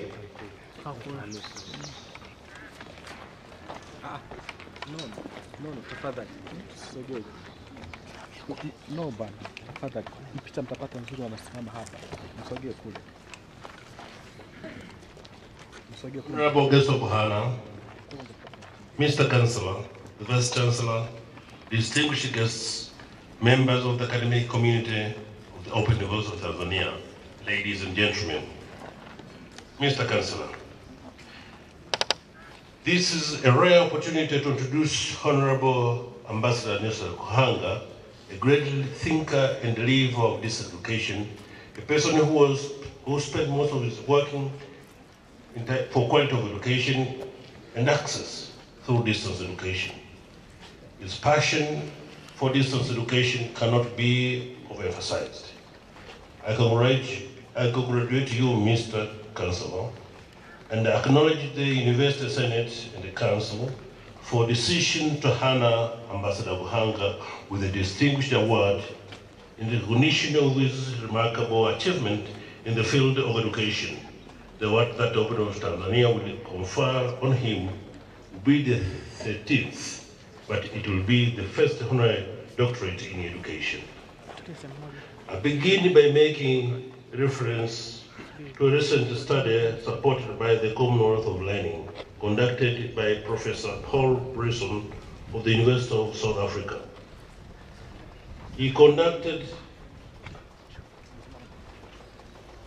Professor Brisson of Professor Learning posted the invitation to nominate individuals who could go into the list of the 10 best African leaders in this education. On his Twitter, Facebook, and LinkedIn page, he sent an email to a range of African distance education organizations asking for participation in nominating potential candidates. After 2 months, the Google Doc he created where people could post names, and only 15 entries, which most of them were from South Africa. He refined the list coming to the quality of presented evidence and contribute to this education for each and remained with the best 10. Nicholas Kuhanga was among the 10. Let me now give a brief account of his life. Nicholas Kuhanga was born on 4th April 1933 at Halarifusi village, situated about 25 kilometers south of Songea in the Ruvuma region. His parents, Alfred Joseph Kuhanga and Angela Zakaria Chisaka, were farmers. Kuhanga parents were gifted in traditional skills which helped them to produce goods and supplement. And from the skills of his parents, Kuhanga learned a lot. He began the journey in education at a bush school in a village, Halarifusi. He spent 2 years in the school from 1940 to 1941.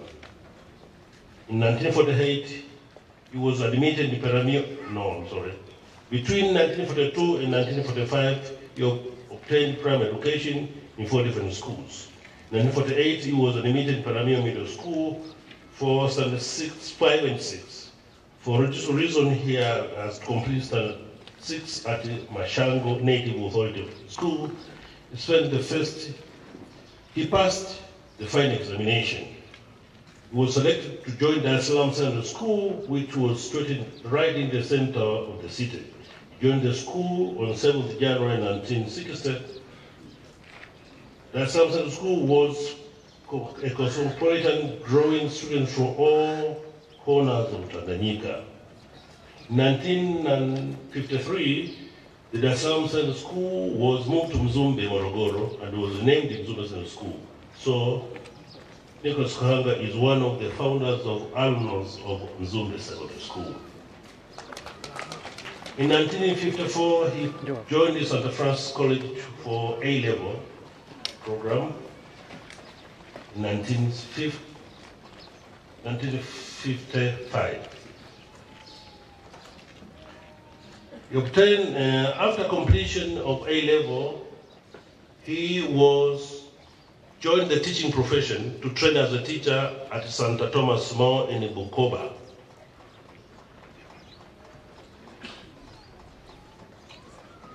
After completion of his training as a teacher, he was posted at Santa Francis College, Pugu for 5 years and 7 months. That is from 1st January 1958 to 1963. He was employed by the Holy Ghost Fathers to teach Kiswahili in all classes, that's from 1 to 4, and arithmetic from 1. In August 1963, he joined the Institute of Education as an assistant organizing tutor.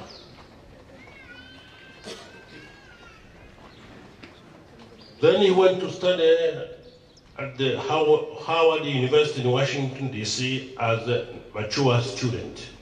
By that time, he had worked for 9 years. He had a scholarship from the African American Institute. He returned in 1974 to the Institute of Higher Education as a senior resident tutor, where he remained until he was named the Minister for Manpower Planning in November 1975.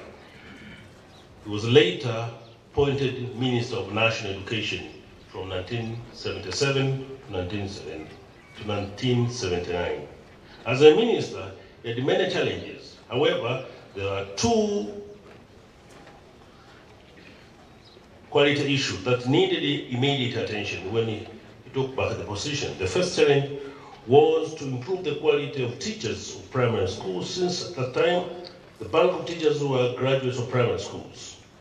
The second challenge was to improve the performance of inspectorate division, which at that time has been turned into a mere advisory body, whose reports on teachers' performance had very little meaning. The strategy included first, reorganization of the administration by establishing zonal offices. 7 zones were established, each serving a number of regions: the Eastern Zone, the Northern Zone, the Central Zone, the Western Zone, the Lake Zone, the Southern Highlands Zone, and the Southern Zone.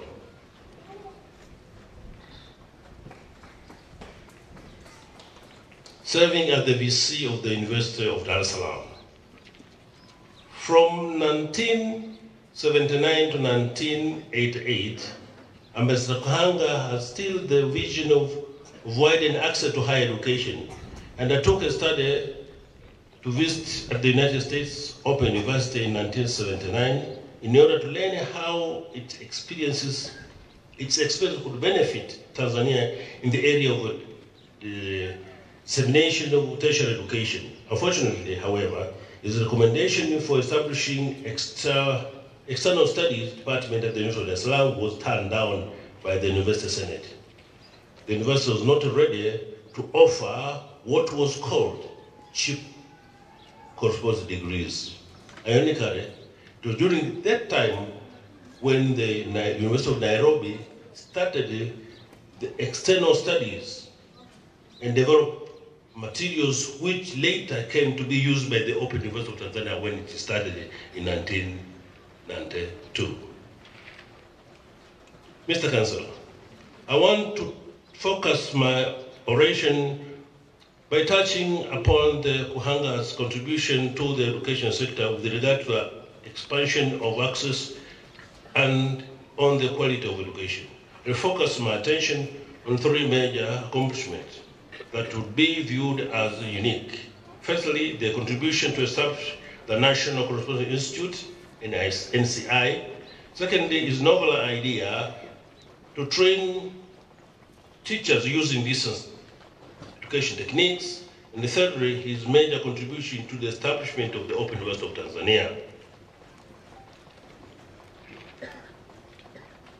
I'll concentrate on the establishment of the Open University of Tanzania. Needless to say, Honorable Kang is best known to the OUT committee due to his famous Kuhanga Committee on the establishment of the Open University in Tanzania. Honorable Kuhanga's role in the establishment of the Open University is known. What have been lacking are the details on what exactly happened that made him a firm believer in open distance learning. Among the graduates of the 1999 OUT graduation, he was founding president of the United Republic of Tanzania, the father of the nation, Mwalimu Julius Kambarage Nyerere, who was awarded the 15th, but the first honorary degree, doctoral degree from the Open University. In his acceptance speech, Mwalimu Nyerere recognized and paid tribute to Ambassador Kuhanga for his special contribution to the process of establishing OUT. And I'll to it because the Prime Minister has already quoted that.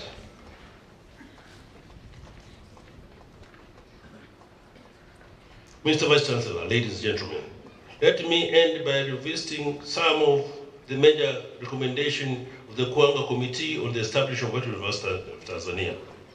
Honorable Nelson Kuhanga was appointed to chair the committee that was formed by the Minister of Education in October 1988 to study the possibility of establishing the Open University in Tanzania. And in November, it started its work. In order to gather the data needed in order to start its assignment, the committee administered questionnaires to individuals, institutions, conducted interviews with the key personalities in the party, in the government, in the public and private institutions in the country, and sought people's opinion about the idea of setting an open university through the newspaper and other means. Visited countries, Australia, Canada, China, Norway, Pakistan, and other countries. On the basis of the results obtained from the study undertaken by the committee, and after the serious consideration of Tanzania's economic and social situation, the committee made a recommendation to establish an independent open university that would greatly reduce social demand for higher education and training, increase substantially yearly manpower output from training institutions, made education available to more people than before, and fill the gaps left by the conventional universities.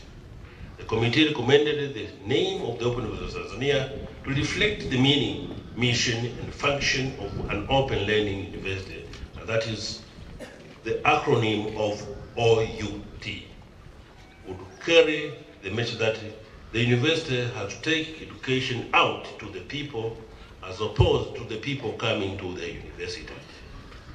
A major recommendation of an ambassador of the commission was made that the Open University would have an open admission policy, and that the actual registration and degree program should depend on successful completion of foundation courses prepared for each area of study. Foundation courses in the program were made mandatory with an exemption of those who would have obtained adequate qualification ready for admission into conventional universities, but who, for some reasons, might prefer to study with the Open University. It was made clear that applicants who have been out of school for more than 3 years would be required to do the foundation course with the rest. This recommendation, therefore, established a solid foundation of the program at the Open University of Tanzania.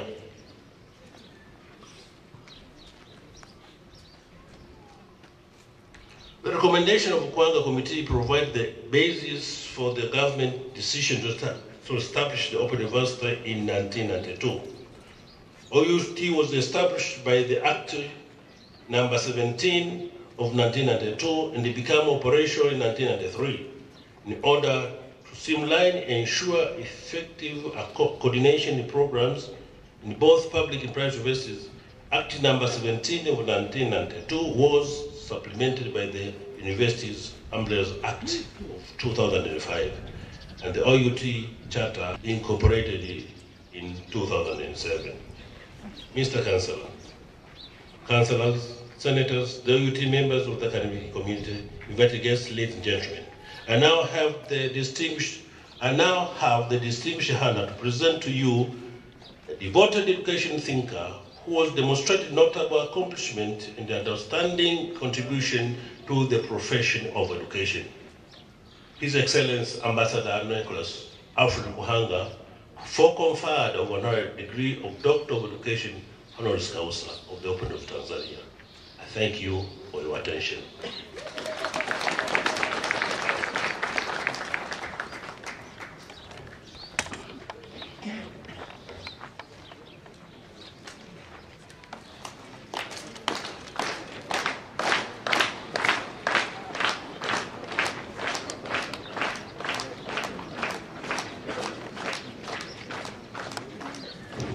Asante sana Mheshimiwa Balozi Kuhanga. Tupigie makofi ya kutosha jamani. Asante sana. Atasema kidogo kukubali kupokea shahada hiyo ya heshima ya udaktari. Karibu Mheshimiwa.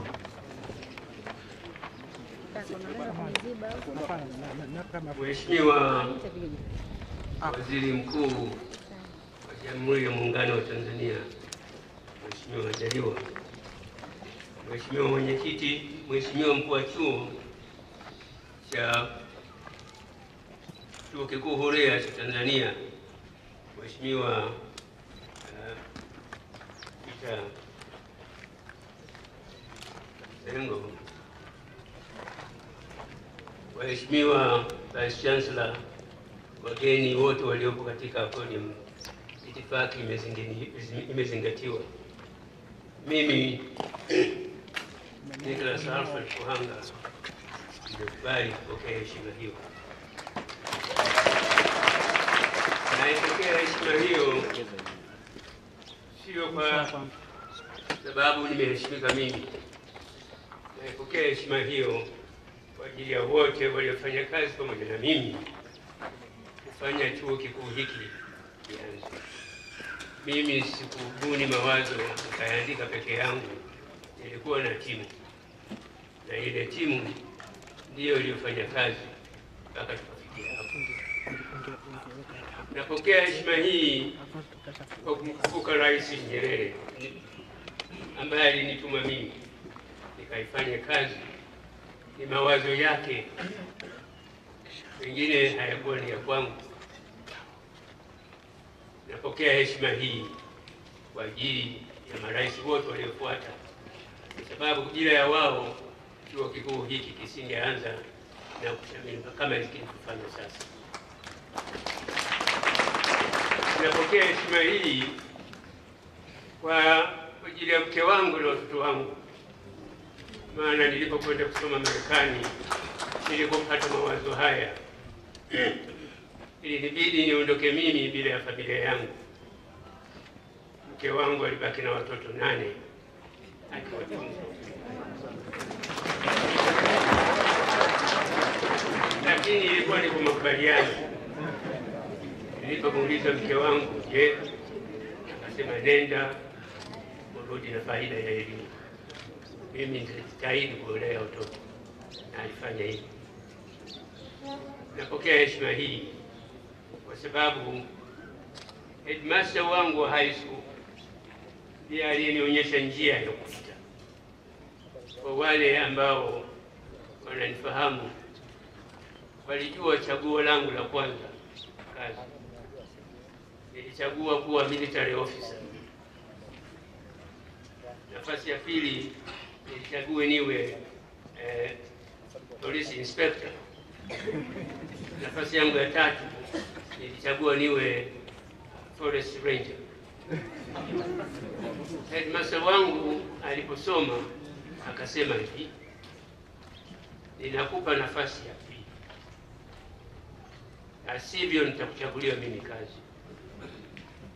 Nilipochagua nikabadilisha tu, ya kwanza ikawa ya pili, ya tatu. Ndipo headmaster wangu alipochukua akaichana, akajaza nafasi moja tu walimu. Nimefika hapa kwa sababu ya yule headmaster aliyeona kwamba mimi ningefaa kuingia fani hiyo kuliko huko ambapo mimi mwenyewe nilifikiri. Mheshimiwa mgeni rasmi, Mheshimiwa Mkuu wa Chuo Kikuu, mwalimu nilipozungumza naye kupata wazo hili alisema hivi, si rahisi kujenga vyuo vinavyoendeshwa kwa mtindo huu kwamba uwalete watu pamoja kwa sababu ni ghali, lakini tutafute njia nyingine ya kuweza kusaidia kuongeza idadi ya watu wanaosoma. Hakuishia hapo. Ninyi wote mlioishi naye mnafahamu, alisema elimu ni kama mlima, na huo mlima ndio utakaoweza kuwasaidia wengi. Alisema hivi, ukitaka kuona mbali zaidi lazima ukue mlima. Kadiri unapopanda unaona mbali zaidi. Sasa hiki chuo kilianzishwa kwa madhumuni hayo, kwamba kila Mtanzania ana haki ya kupanda ule mlima, aone mbali zaidi mpaka pale atakapoona sasa nimechoka kuona. Ndio maana hiyo mimi nawapongeza sana sana kwa viongozi wa chuo kwa kuweza kufikisha hicho kitu kwa watu. Jana nilimwona mzee mwenzangu amekaa mahali wakati wa mjadala wa convocation. Nilimtumia yeye kama mfano, nikisema tupande mlima huu. Naona hata yule pale aliyekaa pale yumo katika kupanda mlima. Sikujua kwamba leo anafika hapa kupata degree yake. Yeye umri wake inawezekana kupishana na mimi kwa kidogo, lakini leo yupo hapa kupokea degree. Ndio maana ya open learning. Ombi langu kubwa ni kwamba ni lazima tuanze kufikiria, sio tu wale mnaofanyia course hizi foundation course, tuanze kuwafikiria na wengine ambao wanataka kujua tu dunia inakwendaje, anaweza aje kupanua mawazo yake au kuongeza hali yake ya maisha ikawa bora, wao na wao wapate fursa ya kujifunza.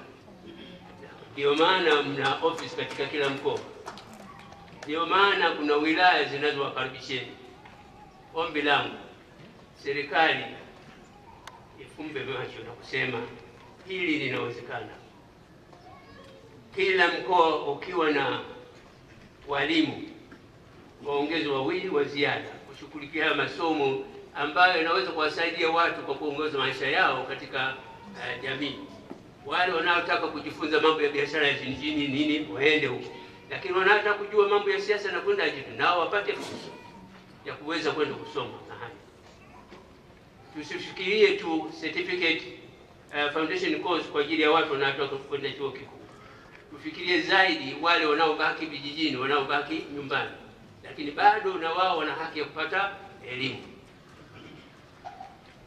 Mheshimiwa Mkuu wa Chuo, siku zote nitabaki kuwa mwaminifu wa Open University kwa university yoyote ile, kwa sababu najua mchango unaotolewa kwa ajili ya maendeleo ya nchi ni mkubwa mno. Na hivi sasa kwa kuwafahamisheni, ninasaidia katika kupitia vyuo vikuu vingine ambavyo vinaonekana kwamba vinalegalega, na kuwasaidia wanaweza kufanya waweze kufikia hatua inayofaa, kwa sababu naamini uwekezaji katika elimu ni uwekezaji wa maana zaidi, kwa sababu huo ndio utakaowezesha uwekezaji katika mambo ya biashara, utakaoweza kuwekeza katika mambo ya uhandisi, mambo ya taaluma mbalimbali. Bila ya hiyo hatuwezi kufika mbali. Na nimalizie kwa kusema nchi nyingine zimeendelea sana, watu wanafikiri kwa sababu ya vyuo vikuu hivi vya kawaida. Warusi wakati tunafanya study ya Open University walikuwa wanatoa wahitimu milioni 1 kwa mwaka, lakini robo tatu ya hao walikuwa wanatoka kwenye vyuo vikuu huria au waliokuwa wanasoma kwa masafa, elimu ya masafa, zaidi ya robo tatu. Na sisi tungeweza kufikia hapo. Si lazima tujenge chuo kingine. Hiki kinatosha. Ukitaka kupanua chuo kingine, kujenga chuo kingine, hiki useme hapana. Hiki tukipanua, tunaweka units ya kufanya kazi kwenye mikoa, tunaweza tukafikia mahali pazuri katika elimu. Mimi sina shaka hata kidogo. Niwaambie, kuna maprofesa walikuwa wamepinga chuo kikuu cha Dar es Salaam kwamba tunafuja ubora wa elimu, lakini kilipoanza wengine wao walikwenda kufundisha chuo hicho ambacho walisema kwamba hiki chuo kinachofaa kwa sababu elimu yake inatolewa kiholela. Zana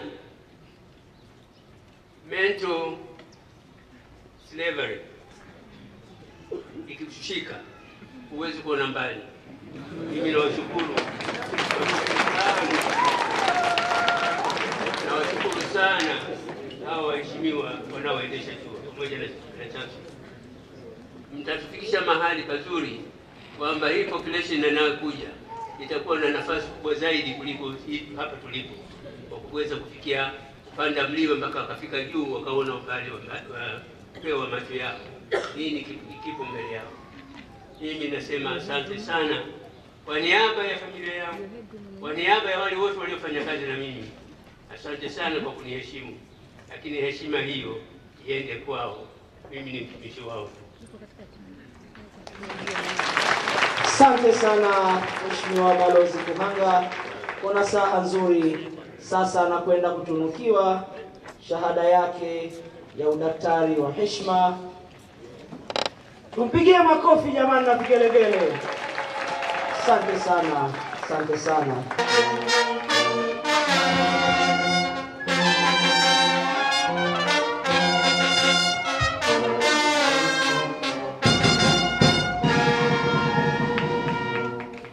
Kwa mamlaka niliyopewa, ninakutunuku shahada ya heshima ya udaktari katika elimu, yani Doctor of Education honoris causa ya Chuo Kikuu Huria cha Tanzania.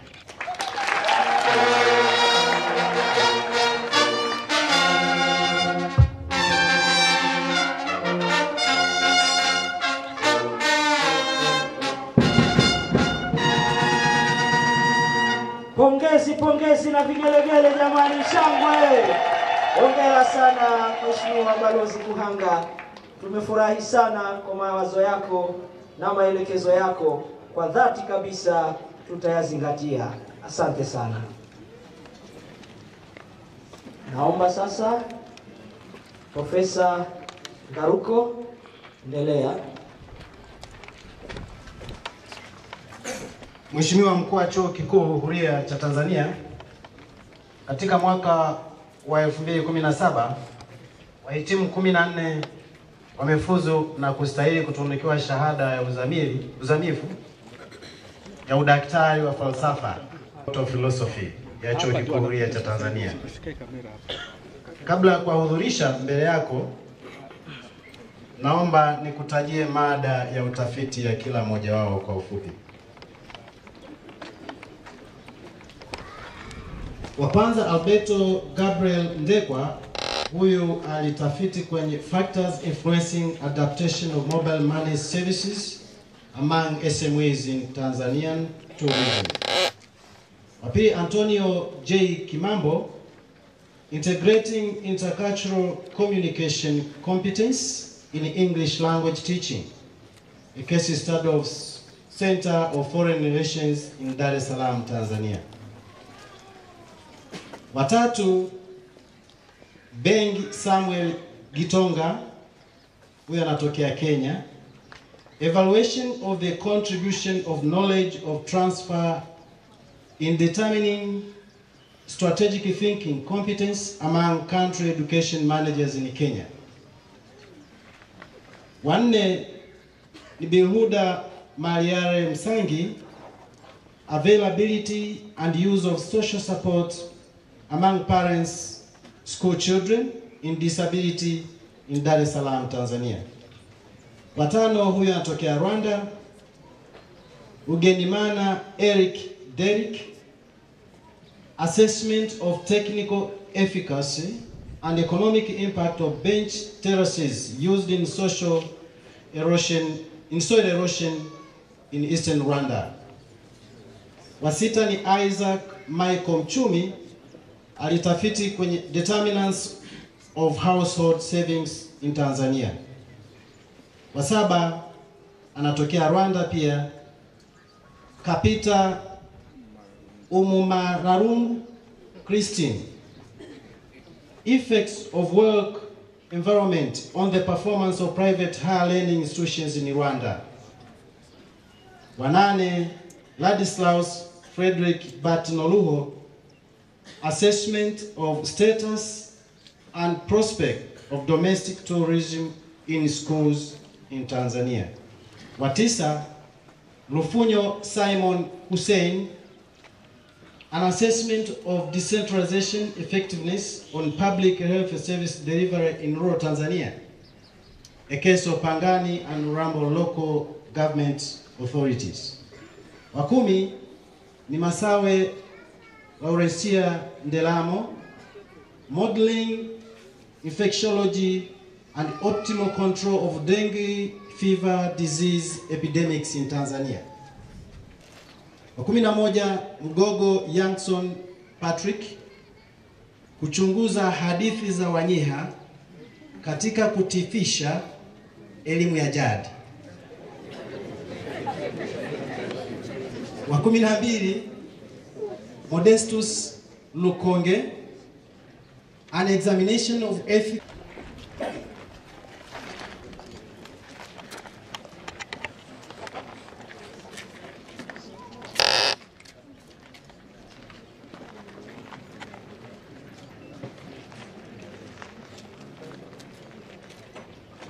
Wa pili ni Antonio Kimambo. Antonio Kimambo, fanya haraka kidogo.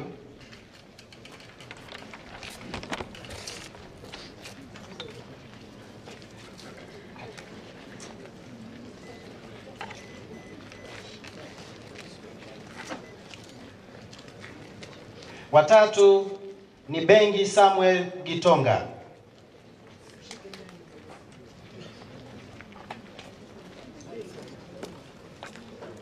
Samuel Bengi Gitonga.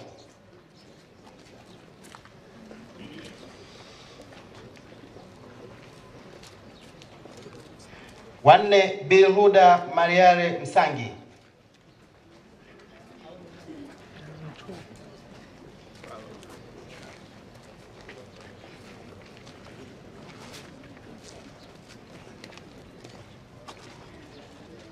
Wa 5 Rugenimana Eric Derrick.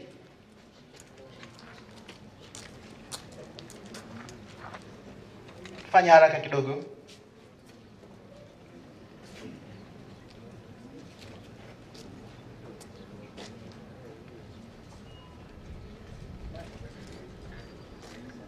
Wa 6 ni Isaac Michael Mchumi.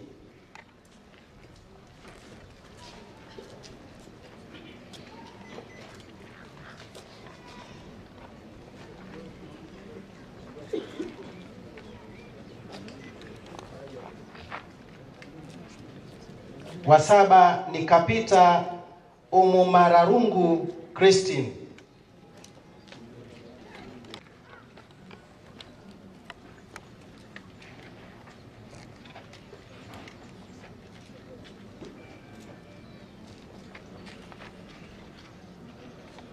Wa 9 Lufunyo Simon Hussein.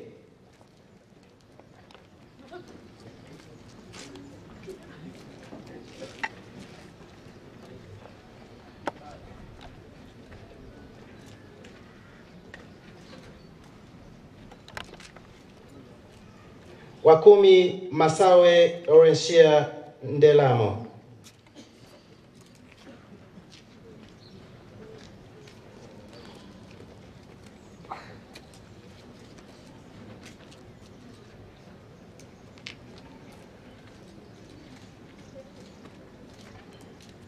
Wa 11 Mgogo Youngson Patrick.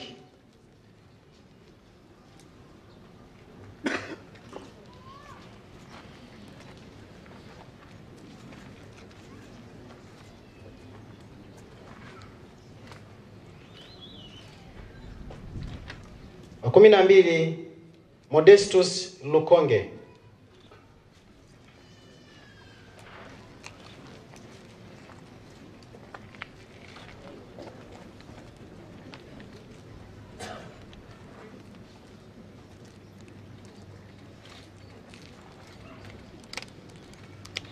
Wa 13 Mucheke Zubeda Yusuf.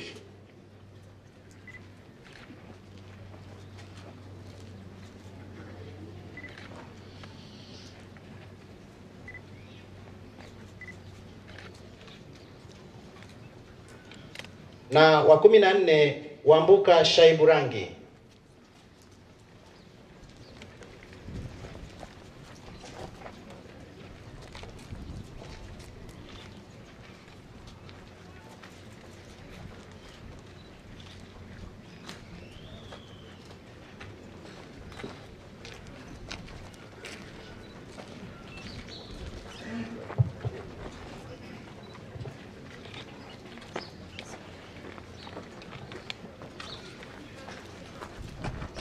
Kwa mamlaka niliyopewa, ninawatunuku shahada ya uzamivu ya udaktari wa falsafa, yani Doctor of Philosophy ya Chuo Kikuu Huria cha Tanzania, hao wote walioorodheshwa majina yao kwenye kitabu cha mahafali.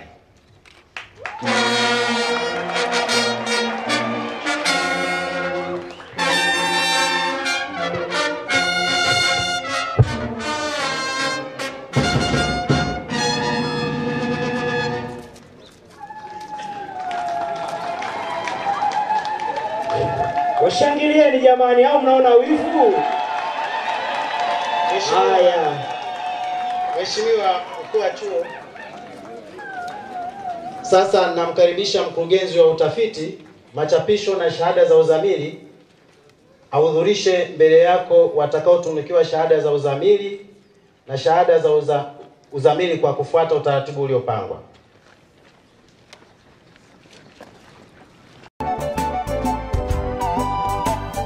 Open University of Tanzania, quality education for all.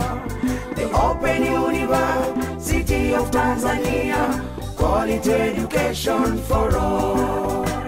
The Open